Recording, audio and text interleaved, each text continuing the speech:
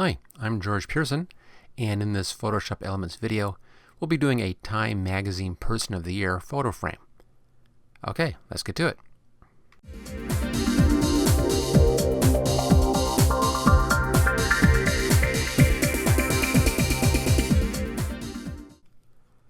This Photoshop Elements Person of the Year Time Magazine cover photo frame is pretty straightforward, pretty easy to do, and it's pretty close to an actual Time cover. I've modified it just a little bit to make it a bit better here for this format, and I've chosen typefaces that are easier to find than the ones that they've used. But aside from that, it looks real close, real accurate, as you can see, and again, it's fairly easy to do.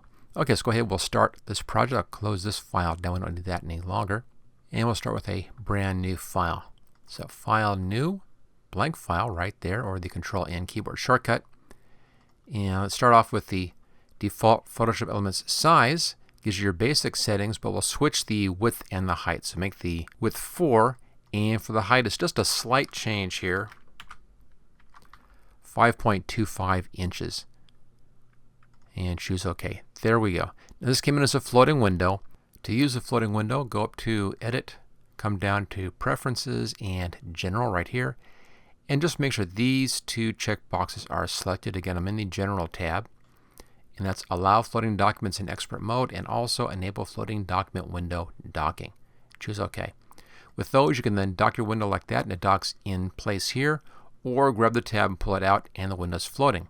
The reason why it's useful here with the vertical format is I can drag this window out much larger than the main work area here, and then we can zoom in on that using our little zoom control here. And let's make sure it's out good and large. I'll uncheck Resize Windows. That will help. We can then zoom out so it's a pretty good size, like that, and it gives much more working area here, a larger picture to work on, and still be able to see the whole thing because it's overlapping into the tool area down below there. So it gives you a much better working area when you're working in this vertical format. Okay, so there's our new file. Let's now put in some guidelines in here. We'll be using the guidelines to set up the red outline. Go up to the View menu right here and come down to New Guide. We can just type these in. This first are our horizontal guides, the one at the very top, and I'm using inches in here from my measurements, and that's 0.1875. That's 3/16 in case you're curious, and that's right there. That's our top one. Let's do our bottom one. New guide. The bottom one comes in at 5.0625, and that's 3/16 of an inch up from the bottom. Choose OK. There it is. Let's do our left and our right. Same thing, new guide. Change to vertical. This gives you your left and your right ones. And the left one is the same as our first one, 0.1875. Choose OK. There it is. And the right one in here, new guide, right one is going to be 3.8125. So there's our basic outline area. Let's now make a new layer by clicking on the New Layer button. There we go. And we'll go over here to the rectangular Marquee Tool. And let's make sure that this is snapping to our guidelines. So go up here to View and come down here where it says Snap To. Make sure that Guys is checked, and that is. It's good. And then come right over here, take your crosshairs, put it right over that intersection, and click and drag down to the bottom right-hand corner, and it will snap right onto those guidelines. Now this selects the interior part. We want to have the outside selected, so I'll go up to Select and Inverse, and now just the outside is selected. We can then fill this with the red that we're using. So let's go over here to the paint bucket. So that's set. Come down here to your foreground color. Just click on the color. Brings up the foreground color picker. What you want is a red that's right around in here someplace. The one that I actually used, if you want to be exactly the same as me, it's not that critical here, but I used E43228. And that's close to the actual color they use on Time Magazine. I made it just a little bit brighter in here. so it looks better for the screen. We're working with screen, of course, here as opposed to print on a glossy paper, so slight modification on that color, but that's real close. And then just take your paint bucket, click inside, and that fills that inside area right there. We're now going to deselect this, so select and deselect, or that Control D keyboard shortcut. We can now also put in a center guide. We'll be needing this in just a little bit. Let's go ahead and put it in right now while it's easy. Because this page is 4 inches wide, the center guide is going to be at 2 vertical. We'll put that in. View, New Guide. Vertical is still there, and put this in at 2. And there's our center. We'll use that to center up our text. We can now hide the guides temporarily. Let's go up here to View and just uncheck where it says Guides. Okay, so far so good. Now, we're on this layer. This is our outline layer. And I want to have a thin white outline around that in here. But to see that, let's change the background. So click on the background and come down here, click on this little icon right there. That resets your foreground and background color. Foreground is black. Just grab your paint bucket, click inside here, and make that area black. Okay, now back to our layer. We'll be using a layer style for this, so it's Layer and Layer Style right here, Style Settings. Come down where it says Stroke, click on that. We want a white stroke, so click on this little box here and change it to white. Just click in here someplace and drag to the upper left-hand corner. Gives you a white stroke.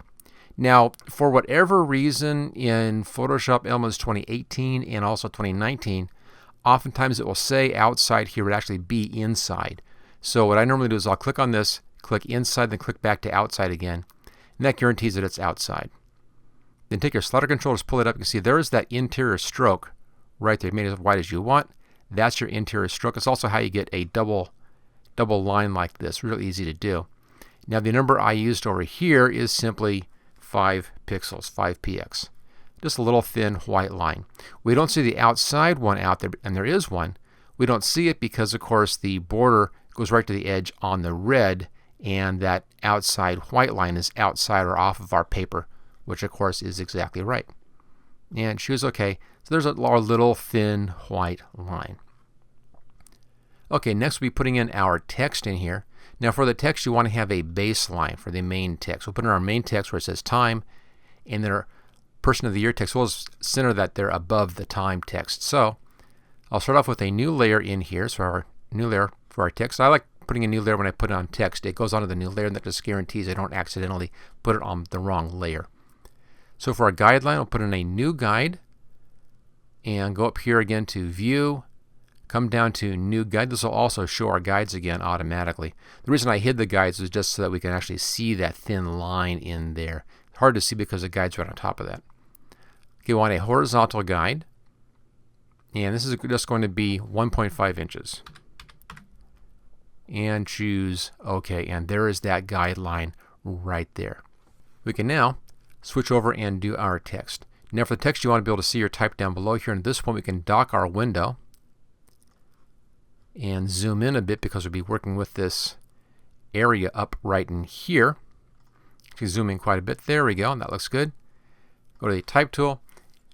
I'm using Trajan Pro Bold for this, which gives us the right kind of M. Again, it's not the exact typeface that they use, but it's real close. It's close enough for our needs here. Set your text to center text. And where the color box is here, this should be matching your foreground color.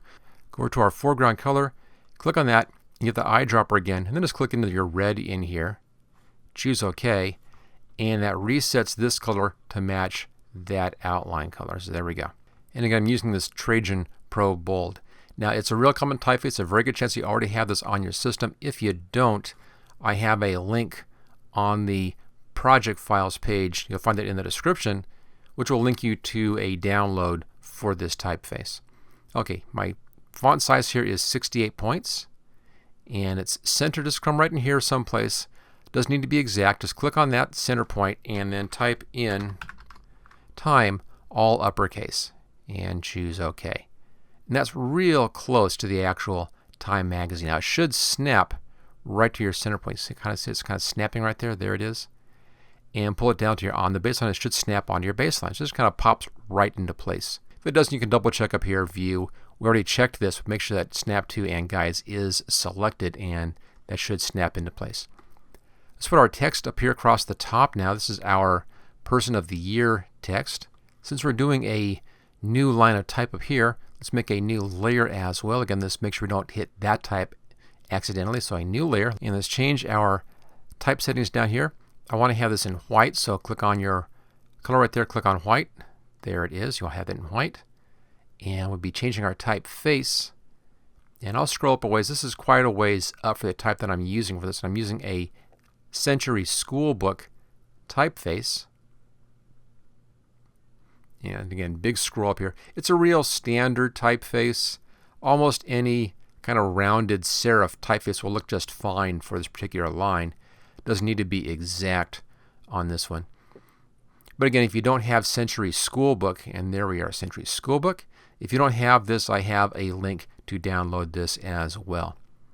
And that's that one, Century Schoolbook Regular. Now my type size on the Century Schoolbook is smaller, obviously. It's about half the size of this. So let's just set this down to a 30 and then adjust that as needed. I'm using 30 because that's just one of our standard type sizes right in there. Regular, there it is. It's still centered. And then come in here someplace and just click in there, and then we'll type in here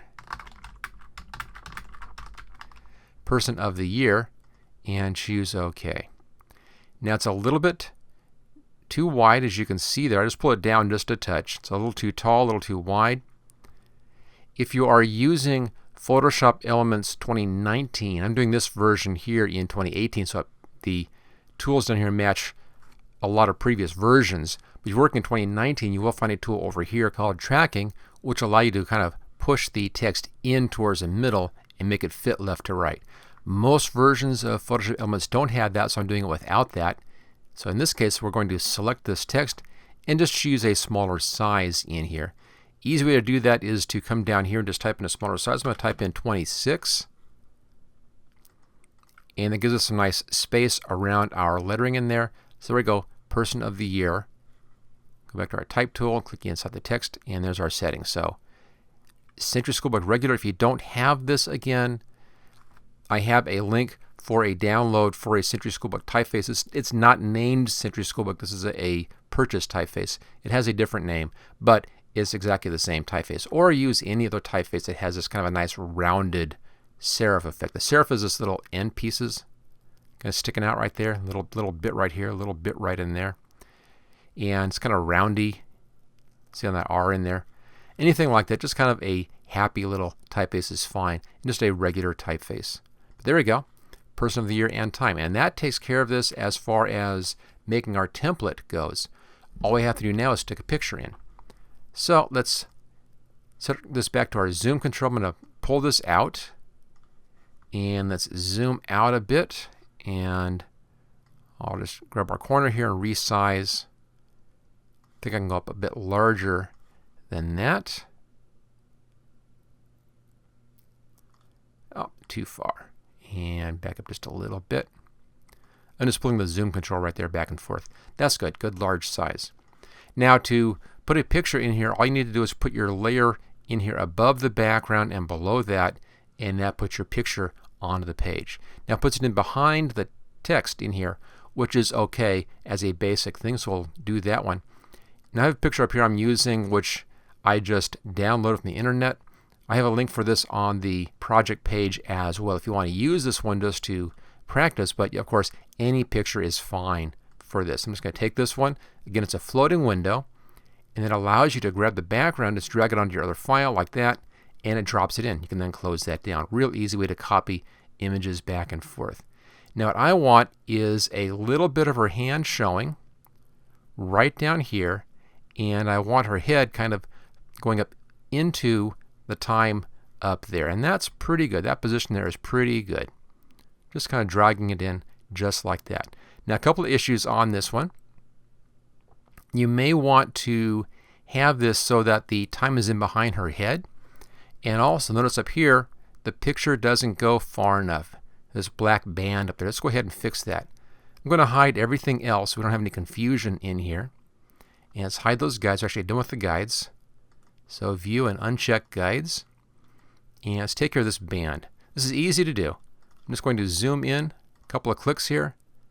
Let's make our window a lot wider so we can see that.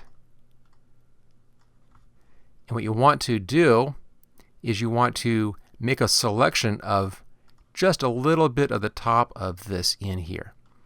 So I grab my marquee here, and you want some space outside of your image. So make sure that you're far enough so you begin to see that background out there. And come just above and just outside, and then click and drag and pull it out and pull it down so it's just a little ways into that background up there. There you go. And let's go up here to Layer and New, and you want Layer via Copy. Gives you a new layer right there. Just a little thin line on that. Now if we do the Control-T keyboard shortcut, that puts our control handles on there. It's kind of hard to see. We can zoom in and do that again. Control-T. There's our control handles. Grab that top one and just pull that straight up. And we can just pull this up like this. Just go straight up. And a little while I'm just stretching that gray line up to the top. And grab the bottom one and pull it down just a little bit. Just a touch. What that does is that overlaps the bottom part onto the other picture. It matches exactly, so there's no problem there. And pushing it up here, we push it up in behind our red outline. So bring a red outline in again. There it is. That looks fine. Okay, let's just zoom back out again. Okay, that's so we're about correct right there. And let's use our zoom control again to resize our window. And let's adjust the zoom to get a pretty good size. There we go. Okay, now we have our time and the top bit, and I want to have her head in front of the letters. So we'll be making a copy of just her head, bringing that in front, and then everything's going to look out just fine. So for that, let's zoom in on the head here. There we go. That's all that we need, is just that much of the picture. Come down to this layer here, and we're going to be making a selection around this. So take your Marquee Tool. I'll just be using the standard polygonal, actually the standard lasso tool here. Just a regular lasso tool. Let's hide that time text again. There we are. And then just come just outside like this. And around doesn't matter around the bottom. It only really matters around the top of her head where the letters are going to be. And we'll pull this around over here. There we go. I'll pull to the side just a little bit, and right here it says Refine Edge. Click on that. That brings up the Refine Edge dialog box, which I'll put right there. And then just take this and go right along the edge and do this in just little strokes. Again, doesn't matter down here. Doesn't actually matter over there. Only matters around the top of the head, and that should come in looking pretty good. Just do our strokes around like that. We'll need to do a little bit of adjusting up inside here. And we can do that by switching first over here to this tool. This is the Erase Refinements. And come in and just paint right along the inside of her hair here. Just inside. Sometimes the Refine Edge comes and gives you a little bit of a transparency up along the hair edges. We want to make sure that that doesn't happen. And that's good. Again, all we care about is the area up in here. Once that's done, and that doesn't matter down there either, just ignore that. Change the output to New Layer with Layer Mask. Choose OK. There we go. And that's looking just fine. Okay, now take this layer here and pull this above all the text. Just clear to the top. Just like that. Clear to the top. There it is. We can now zoom out a little bit. Hold the zoom tool out. Looks kind of strange. It's kind of floating in there. Let's re-show this layer and re-show our time type. And the time type is now in behind her head. And there we go. There's our Person of the Year Time Magazine cover. Again, once you have made the basic layout with the red outline here and the text, you can then use that as a template and change the pictures any way you want to for what goes inside here. So there it is. That's how you make a Time Magazine photo frame. I'm just going to zoom in just a little bit here, get a little bit better look at that. I'll put that right over here. Back to our zoom tool and zoom in. A little better fit. There it is. If you enjoyed this video, don't forget to hit that like button, and of course click on share and share through social media. Also make sure that you subscribe so you don't miss out on any videos in the future. And if you really want to learn how to use the Photoshop Elements program, how to use all the different tools and everything else, I go into great depth on how to use all that stuff in my regular Photoshop Elements course, and you'll find a link for that right down there in the description. Thank you for watching my video. I hope you found it useful. If you like this video, click on the like button below to let others know. You can click the subscribe button so you don't miss any of my videos in the future. I'm frequently uploading new training videos. Don't forget to check out my website at howtogurus.com.